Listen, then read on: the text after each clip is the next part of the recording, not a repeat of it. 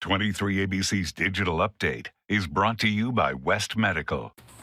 Good evening, I'm Alex Bell, and here are some of the top stories making headlines today. The man who was arrested for driving his car through a crowd of protesters in downtown Bakersfield is set to be in court this week.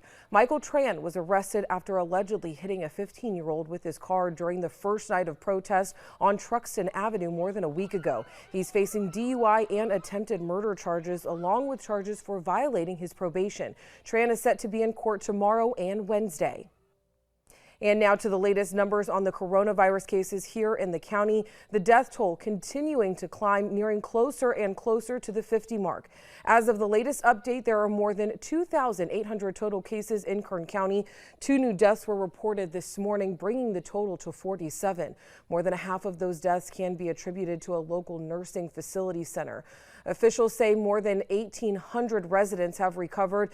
Nearly 30,000 tests, or 90%, have come back negative. Public Health says Kern County dailies average for new cases have increased from about 30 to 50. 23 ABC asked if that spike has anything to do with local protests or reopening efforts.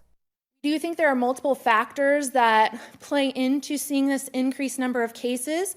One of the most contributing factors to this is the additional testing that we've implemented, now allowing those that are asymptomatic to be tested. There could be repercussions, and that's why I would continue to urge our community to take this seriously and implement those protective measures. For more on cases and recoveries around the county, head to our website, turn223.com.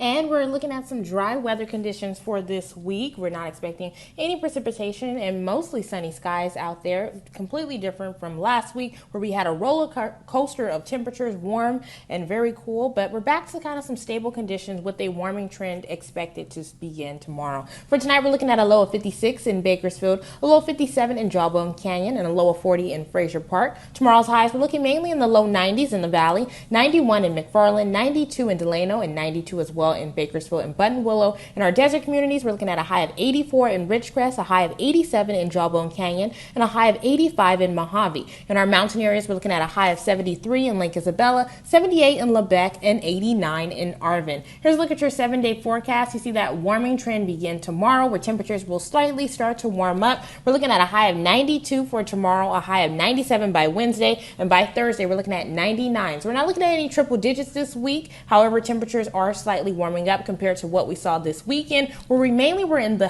high 80s to low 70s on Sunday, but these temperatures are warming back up and kind of stabling out. For tomorrow, Kern River Valley, you're looking at a high of 85, Tehachapi a high of 78, and Fraser Park a high of 76.